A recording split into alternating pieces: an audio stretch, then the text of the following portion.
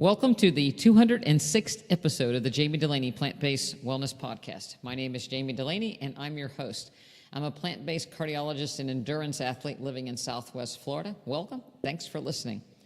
Well, I'm honing in on another ultra event. Next week, I'll be out to do the Mendocino 50K in California. The weather's supposed to be nice. It's more Floridian this year, supposedly, 50s to 60s, so it'll suit me just fine.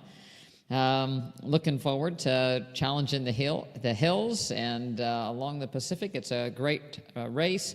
Shout out to the Stanford Inn. They're a sponsor, so all vegan food, vegan at the end. Sid Garza-Hillsman is the race director, if you listen to the Small Steps podcast. So look forward to seeing those guys. It's going to be a great weekend. We're taking some friends out with us to see the area and do some hiking as well. So I always look forward to getting out into California. So if you're running the race, I hope to see you there. I got back in the water again today. I'm slowly starting my swim training again for triathlon season. So after the Mendocino Ultra, we'll be back into triathlon training. So back to the water today for a cameo appearance, so to speak. No easy day from the master swim coach. I think we did about 3,100 yards. So it was good. Still felt good. Nice to see that weight training kind of keeps you in a little bit of swim shape. You lose feel for the water and certainly not as efficient. I've also been practicing my Wim Hof breathing. If you haven't looked into the Iceman and Wim Hof's some of the breathing techniques, I'm practicing that. And it seemed to help me recover a little bit today. The other thing that Wim Hof is known for is cold exposure. So I'm practicing the cold showers because one of the things I don't like about swimming is getting in cold water. I dread it. I dread it the night before. I dreaded driving to the pool, and once I'm in, I'm fine, but I just don't like it. I think about it the morning of the race. So I'm hoping that these cold water shower challenges gets me ready. And I have to say that, you know, even though I live in Florida and it was 66 degrees this morning and the water is 83 degrees, it felt warm to me. So I'm hoping that makes a little bit of a difference. But I actually am enjoying the cold showers and starting to adjust to that and feel invigorated afterwards. So if you haven't looked into some Wim Hof breathing and cold exposure, do that. And if you live up north and have been cold all winter long and are swearing at me now, I do apologize. So. And on that note, you know, this is a great time of year to be a gardener in Florida because things are blooming. We have tomatoes coming up all over. We have people listened before, we have a tower garden and we kind of throw the rotten tomatoes off the ledge, and we have 2 or 3, 4 volunteer tomato plants even coming up between little decorative rocks, and they're actually blooming. So it's a great time to plant tomatoes in Florida. We have collards going, nice herb garden with a couple different kinds of thyme and cilantro and basil and oregano. Peppers are doing well, parsley's doing well, have white potatoes, russet potatoes coming up, some sunflower seeds, some watermelon starting to come up as far as the vines go. This will be our first try at watermelon. And of course, they do grow well in Florida, but they probably go better when people use pesticides. There's a lot of aphids in the area, so we'll see if my watermelon take hold. So I hope so. Mangoes are still doing good. Guava's getting ready to bloom. A few avocados on. So it's a great time to go outside in the backyard and look at, assess the garden situation. Since we're talking about running and marathoning, there is a 70-year-old that broke the world record for the marathon running at 2:54:23, so 2 hours and 54 minutes. That's a 6 minute and 39 second pace for the entire marathon. And so they took him into their lab and did a little research on him and put him on a treadmill in the New England Journal. It was written up, actually. It's probably the first time that a marathoner's been studied and published in the New England Journal. He has 19.1% body fat for a 70-year-old, so he's a lean fella. Cholesterol was 173. He runs 40 to 50 miles a week in training. I also heard an interview with him on an ultra marathon podcast, and he trains by doing ultra marathons in the off marathon season, and then he runs marathons, during marathon season. And he does these 50, 100-mile races as a training. And then when he starts to ramp up, he does speed work for his marathon work. But the guy has a VO2 max of 46.9, which that is about the average for a 26-year-old. His lactic threshold on the treadmill was 6 minutes and 54 seconds, and his VO2 max was 95%. The interesting thing is that he ran during the marathon because, like I said, this pace during the marathon was 6 minutes and 39 seconds, but his lactic acid threshold was 6 minutes and 54 pace. So that means he runs above his lactic threshold, which is really unheard of. Even Kenyans typically run at about 85% of their lactic acid threshold. So, he's, quite a phenomenon to be able to run greater than his lactic acid threshold. Usually, most marathoners run 75 to 80%. So he's quite an elite guy. I would guess that, the training, the long hours doing the 50, 100-milers is what gets him to be able to sustain his heart rate at high levels for longer periods of time because he does such long, slow training, with the marathon training. So it's pretty good. He's, unfortunately the guy's not plant-based, but he eats a pretty healthy diet and really watches his intake. And, eats a lot of vegetables, so he eats a little bit of meat, but the guy is clearly, burning a tremendous amount of calories and keeps his weight down. So it's quite impressive if you're out there and you're a marathon runner. There's always hope. Keep training. When you get to be 70 years old, you might get there. So that's my hope. I'm going to keep going and keep training. So if nothing else, I'll be the last person standing in my age group. I have to contrast that with some people that I see that, a lot of times when people get older and they retire, it's thought of, or the tradition is to slow down and take it easy. And I guess it was, with unions and Social Security that this magic age of retirement of 65 came about, 60, 65. And so people look forward to retiring without a purpose in mind. And there's a marked decline when people quit working as far as their mental function, memory, and part of it comes from lack of stimulation, lack of mental activity and mental challenges, but also from the accumulation of metabolic waste as people get older, and the decreased burning of calories so that you accumulate more of this waste. You're not burning it off, unlike our marathon runner who is, burning lots of calories every day. If you have a sedentary lifestyle and you're eating, 2,000 calories a day or 2,500 calories or 3,000 calories, but you're burning 1,500, 2,000 calories, then you're starting to accumulate fat mass, which is metabolically active, increasing inflammation and inflammatory hormones, increasing clotting factors. People are starting to eat out more, a lot more salt.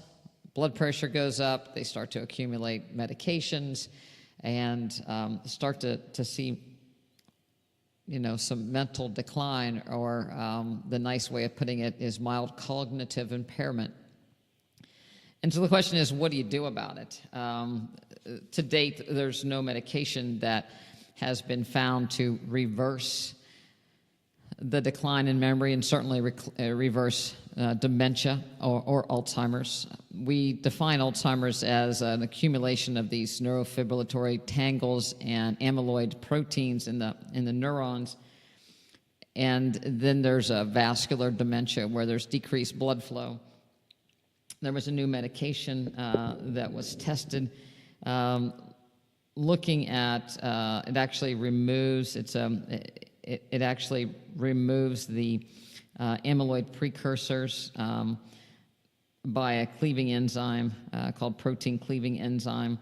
And this drug was stopped in trials of people with Alzheimer's because it didn't do any good, so they thought they would try it in people that had some memory impairment, and MRIs that showed some of these amyloid plaques developing, and they stopped it early as well because it doesn't help. And that's kind of where we are with all of these medications. And so the best way to treat dementia is to not get it.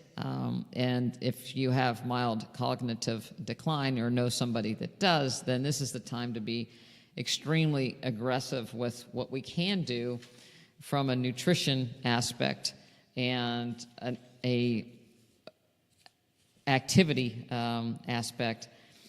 And I had an interaction with a patient recently, and there was great frustration. He is in the early stages of having some memory impairment, and it seems to be progressing, and the question is what to do about it. Some people like to look for causes that are, what we call zebras, potential causes, maybe causes of dementia, but not necessarily treatable. Mold or Lyme or some sort of toxins. But again, the treatments available to reverse some of these things are not known. So, it seems the normal thing to do, or the best thing to do, is, again, be aggressive in the treatment that has no side effects or no harm. And I kind of liken the aggressive nature that we should take as far as nutrition goes with if you had cancer. Something bad is going on and it is progressive, and you want to do the best that you possibly can to get it under control. So this is not the time, to have a junk food vegan diet. So what can you possibly do? Well, we know that, eating greens will increase nitric oxide production, and it also, there's some show and some studies with early decline that improving nitric oxide communication between neurons improves memory and improves function. So an easy thing is to make sure you're getting 4 to 5 cups of nitric oxide producing greens a day.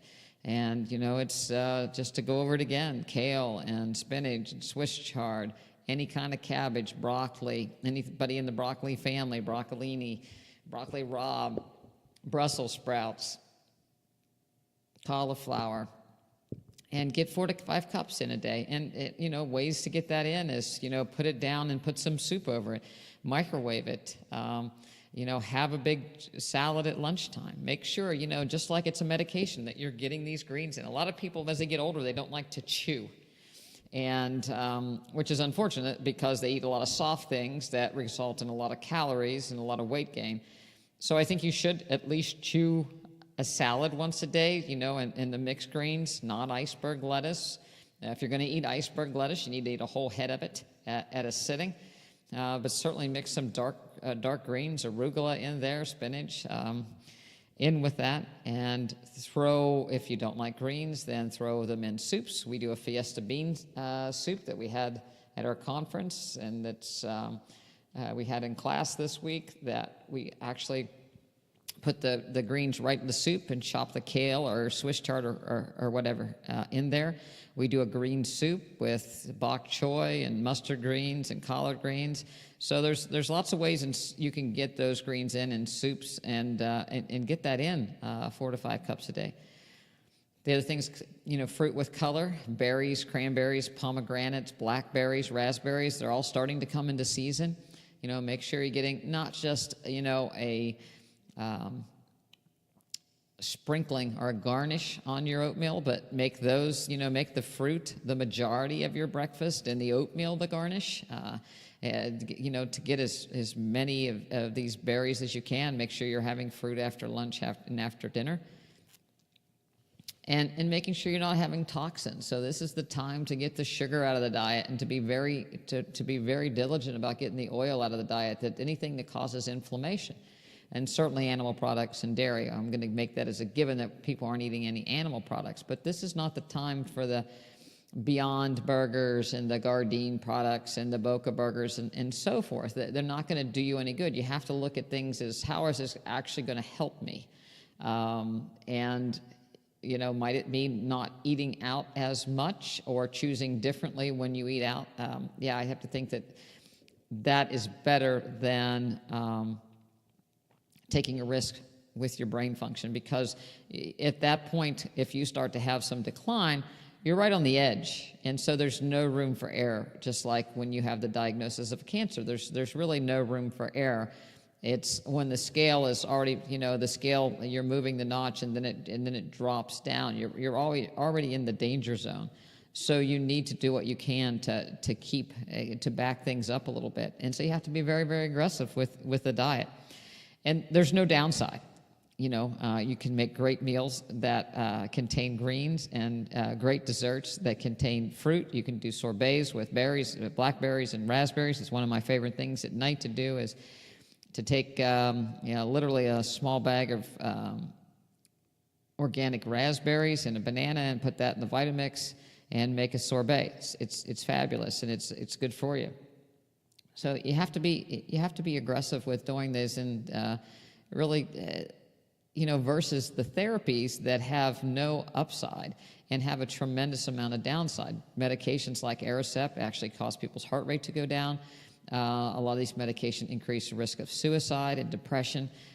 It's really tough dealing with this disease as it is, but if you have a medication that's going to make people more depressed, then it makes it so much worse. And, the other thing is getting out and maintaining presence in the community. Perhaps a dance class, a Zumba class, or a line dancing class, or yoga, other outside activities that are around people that involve physical activity as well as mental activity. Making sure, continuing to balance the checkbook if you do, continuing to take on mental tasks so that you stay sharp. It is very, very important. And, we've talked before on this podcast as far as, keeping your musculature strong and keeping your body fat down. Again, our marathoner, his weight is, his body fat's 19%. I think that we accept people being overweight when they get over 65 as the norm, but it really needs, it needs not to be, because the abdominal fat is very metabolically active, making all these inflammatory hormones that aren't going to help things. Leg strength is the other thing, because people aren't moving around and doing outside activities, especially here in Florida. People move into a condo. They don't have to mow their grass. They don't have a garden to tend to. Their legs get weak. So it's really important to, get that walk in every day and do strength training, squats, bending, make sure you can get off the ground, lunges. Doesn't have to be in a gym. It can be at home, but I think people have to be very diligent about doing things to keep their legs strong. I was reading today, there's a movement out there that where people meet and do stair climbing in gyms, and they go up and down. And one of the places where it started, it was in Harvard, where they went up and down all the steps, all 35 sections. So if you have a place that's a high school, go up and challenge yourself. I think that you should never quit challenging yourself and putting the physical carrot out there as well as the mental carrot out there. I've heard of authors that wrote more books after age 65 than they did before 65. So I think just because you retire, you need to be very careful that things don't stop. You need to push your meditation and push your physical limits as well. We have a yoga practice in our office once a week, and I've seen people make great strides. A lot of the people couldn't get off the ground when they first started yoga, so we started with chair yoga, and now people aren't even using a chair, including my 85-year-old mother. So they're getting off the ground, and it's a huge accomplishment to do that. And people are they're much safer in their homes. They have a sense of accomplishment by coming and doing these things that they never thought they could, and now they're trying other things. So, I think that's really, really important. We had a member this week come in, and she has planning on spending June in Africa doing a safari, and she wants to get in shape for the safari. And I think that's a great thing to have a bucket list and then to train for the bucket list. And, I've always used marathons it started out using marathons as a means to take a vacation, because I lived in Florida, and where are you going to go if you usually go to Florida for vacation? So I started doing marathons as a way to travel. I'd schedule the marathon, so that kept me honest in my training, and it was someplace new to go and a new adventure. And it's become a love of mine to be able to go someplace and run a marathon. And it's a great way to see an area, tour a city. I've done marathons in Rome and Paris and Dublin, and it's a great way to tour a place. You can't get lost when you're following thousands of other people up and down the streets. So I encourage you to sign up for something that gives you motivation to train, whether it's a trip or that requires a lot of walking, or a challenge, or some sort of athletic event, or some sort of group that you have to meet people in order to train on a regular basis. I hadn't been to my master's swim class for a while, and I really enjoyed seeing everybody there, and swimming with people. It's a whole different environment than going out and running with the dogs most morning. I love running with the dogs, but it's also fun to be in a group setting where people push you. I have another member getting ready to retire, but she's also planning her next occupation. So I think that's a great thing, is to have something in mind that you want to do when you quit your first job, or when you retire from your first job, is what's going to be your second job. It gives you perhaps the opportunity to follow your passion and do something that you really want to do. We had a member that typically would have went out on her birthday and ate vegan junk food, but instead went to the beach to do a painting session. So changing your activities, that they don't so much circle around food and more around activities, is another way to keep your mind sharp, keep your body sharp, and stay away from some of the junk food. So just a few ways to look into things. Along this continuation, there's a new drug out that's just been released for the treatment of osteoporosis. It supposedly increases bone density without causing bone degradation.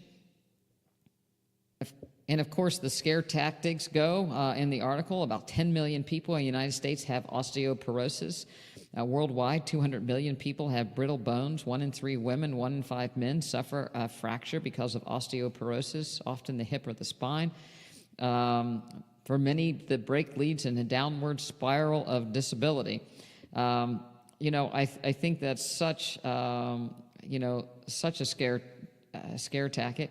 The brand name is validity, and there was 2 trials looking at this medication before it was approved.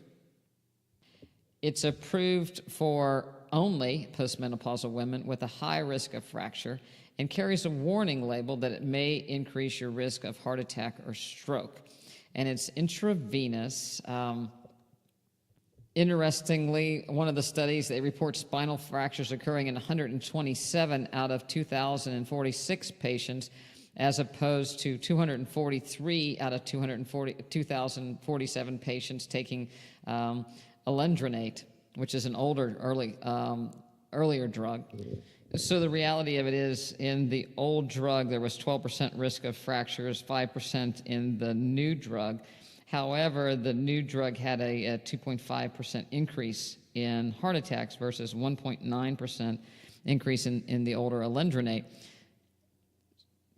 So these medications, so a minimal decrease in strokes in reality I'm sorry, not strokes, but in fractures in reality, but an increased risk in heart attacks and strokes, to the point where if somebody's had a heart attack or stroke in the last year, they don't qualify for this drug. But again, the population that one would prescribe something for osteoporosis tends to be in the older population anyway, so these people are already at risk for a heart attack or stroke, most likely. If you take people greater than 65 on the standard American diet, most of the time they have underlying vascular disease. So, their heart attack waiting to happen, and we're going to give them this medication that, basically a 7% improvement in fracture risk. The alternative would be to get the animal protein out of your diet, get the acidity out of your diet, and exercise, and build bone strength, and do weight-bearing exercise without any side effects. People that have hip fractures typically are unstable, decreased balance. So again, Zumba, yoga are great things to improve someone's balance, as well as strength training. So we're really, again, just defaulting to this quick fix of some injection that may cause harm as opposed to do good. If somebody were to be walking 3 or 4 miles a day, doing yoga and eating a plant-based diet, the risk of a heart attack would be significantly less than the general population, and probably null if you look at Dr. Esselstyn's diet. So you can make yourself heart attack proof with a plant-based diet, and you probably can make yourself fracture-proof with the plant-based diet and strength training. So, it's very, very frustrating when, people are talked into this, and the scare tactics that are used, with some of these medications. The other thing I think we need to get away with is pretend products mimicking products or animal-based foods that made us sick in the first place. Cheeseburgers aren't healthy when they come from a cow, so to try to design something that's exactly like a cheeseburger just so we don't eat animals is really, to me, not the answer, and it's certainly not a plant-based alternative. And again, with people that have risk factors for cardiovascular disease and dementia, eating these burgers are not health foods, and they're not healthy alternatives. And they have the same amount of fat that a regular burger has in them. They have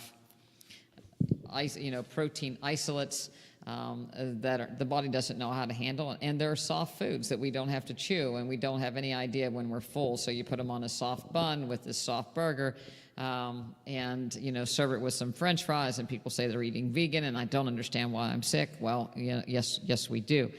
And now there's a new egg product out that apparently is outselling egg beaters and other liquid eggs.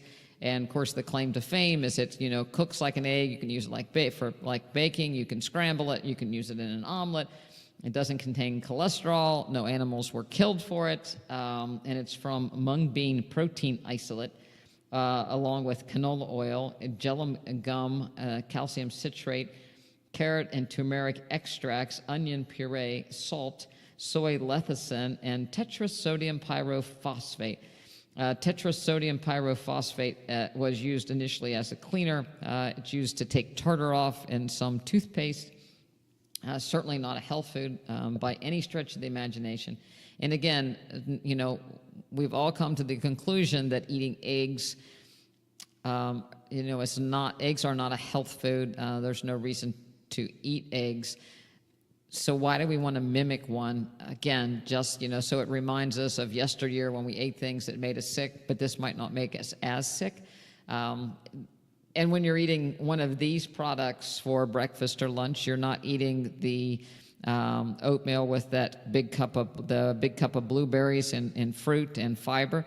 You're getting no fiber from these products. You're not eating the big green salad with all the vegetables and nitric oxide producing greens. You're getting more calories. You're getting more inflammation from the canola oil. You can bet your bottom dollar that this is not some cold-pressed, pure canola oil. The next plan is to take chicken cells and amend it with these mung bean protein isolates and make some sort of fake meat that looks like chicken and tastes like chicken without really killing the chicken, just using some cells. So it's a great thing for industry and marketing, but it's not making the world any healthier. And again, it's giving everyone this false sense of security that there's some magic bullet out there that you can do things as bad as you want and not have to participate and still remain healthy. And to date, it's not true. Maybe someday people will come up with ways to extract bad things from your cells, but right now they don't. So you continue to put them into your body, and bad things are going to continue to happen. We'll save some animals. And that's a great thing, but in the process, all those people, there's not that many vegans now, so if the vegans eat poorly and die off, then they're not going to be much of a voice in saving the animals. So I think that, people need to look at it that way as well. If you're going to fight the fight, you need to be healthy to fight the fight for plant-based nutrition in our environment and saving the animals. And eating pretend hot dogs and hamburgers and pretend eggs is not the way about it. And to me, it's kind of a a way of copping out and not eating your vegetables. Learn to chew, as Dr. Goldhammer would say. On the other hand, we're kind of winding up cold and flu season, and some people have had bronchitis or sinus infections and ultimately had to take antibiotics, and their gut microbes are all a mess. And people again reach for the pill, the probiotics, and there may be some merit that the enzymes, when they break down from the probiotic little bugs that get killed by your stomach acids, they release an enzyme that may be a food of sorts for your microbe in your stomach to help things out. Certainly, if someone eats a poor diet and takes probiotics, it's not going to work. But fermented foods are a great source of, a great source of probiotics, and sauerkraut is a great one. And we have a couple recipes that we like with sauerkraut. And today in class, we actually did a sauerkraut Reuben with tempeh. So got tempeh. Shout out to the Gainesville Tempeh Company. You can order big blocks of tempeh, and we sauteed that with some sauerkraut and made a Russian dressing out of a silken tofu, a spicy pickle relish, and a little sugar-free ketchup. And it was great. Served it on an Ezekiel muffin. We actually came home and had that with a baked potato and some tomato and peppers and onions. So that was a great dish. Another great dish that we do with sauerkraut is to take steamed cabbage and then add sauerkraut to that dish, as well as tomatoes and white beans. And you can add gnocchi to that. So that's a great dish. We do a cabbage soup with sauerkraut, a little bit of tomato in that. And then the other thing is to do a baked potato and take sauerkraut and a little sriracha together. It makes a great lunch. And you can put that over a bed of greens. And so you have your greens as well as the sauerkraut. So, of course, sauerkraut is cabbage, but you can get even more. Add some spinach under there. So there's a few ways to get your sauerkraut in. If you have high blood pressure, you can actually make your own sauerkraut without salt, or rinse the sauerkraut that you get, organic kraut that you get in the grocery store. Just rinse it in some water and get some of the sodium out. Passover and Easter are right around the corner, and there are a lot of substitutes that have been, for Passover, rabbi-approved swats, roasted beets in place of lamb shanks, boiled potato or avocado for the hard-boiled eggs. Matzo ball soup can be vegan, make it with vegetable broth. Roasted horseradish cauliflower, making kugel with potatoes, spiralizing them. You can make a potato cheese sauce. So just, Google vegan Passover food, and, some of the recipes just hold the oil. I've never made a recipe yet that I didn't, when I held the oil and it didn't work. And as far as Easter dinner, we always just focus on the sides that we would have eaten, sweet potatoes and lima beans and, a bright salad with citrus and pomegranate. Lentil loaf or tempeh can be used as the main dish. I saw in Harry and David, they took pears and decorated them, as you would Easter eggs, but put decoration and make bunnies out of pears and or the cutie oranges. So there's something to do with the kids. So you just have to be a little creative. You can do puddings with, made with tofu and a few cashews, whether it's a lemon pudding or a banana pudding. So, again, all kinds of things you can do for desserts and family gatherings over the holidays. So, don't let your health slide just because you're celebrating. Always ask yourself, how is this helping my health? How is this helping to achieve my, ultimate goals of a healthy, active life? And if eating those things don't fit into that, then just let them alone. I had a patient this week that had some candies in her purse, and they were sugar-free Werther's candy drops, and they were sugar-free, and she assumed that they were calorie-free, and she was eating a bag every 1 to 2 days. Well, they have about 10 calories a piece, so it'd be 50 calories for 5 of those things, and a bag would be a couple hundred calories.